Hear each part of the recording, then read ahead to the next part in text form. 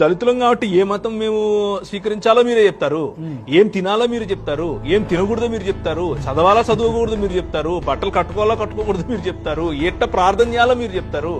ఎందుకు మా రోడ్లు మేము వేసుకోలేము? ఇప్పుడు ఒక గ్రామం ఉంటది, గుడి చుట్టూ ఉండే రోడ్లు ఏమో బాగుంటాయి, మా దానికి వచ్చేనేమో ఏముండవు.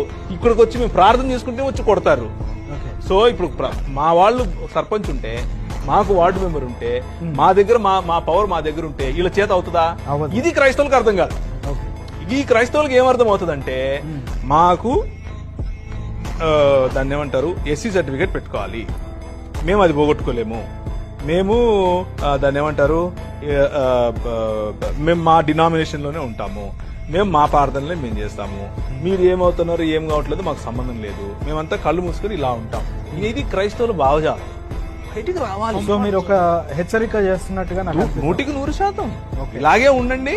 రేపు తర్వాత హెచ్చరిక చేయడానికి మీరు ఉండరు, వినడానికి చెప్పడానికి నేను ఉండను. ఈరోజు క్రైస్తవులు బతికేంటి? డోర్ మ్యాట్ అక్కడ వచ్చేది పూసిపోతాడు తొక్కిందల్లా. ఎందుకో తెలుసా? మతంలో ఆగిపోయావు కాబట్టి.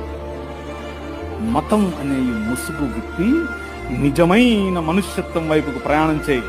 నిజమైన మనుష్యత్వం క్రీస్తును పోలిన జీవన విధానం, నిజమైన మనుష్యత్వం ప్రేమతో కూడిన జీవన విధానం, నిజమైన మనుష్యత్వం అందరికీ గౌరవం ఇచ్చే విధానం, నిజమైన మనుష్యత్వం అన్యాయం కోసం పోరాడే విధానం, నిజమైన మనుష్యత్వం కనికరం కోసం పోరాడే విధానం, నిజమైన మనుష్యత్వం దీన మనస్సు కలిగినటువంటి జీవన విధానం.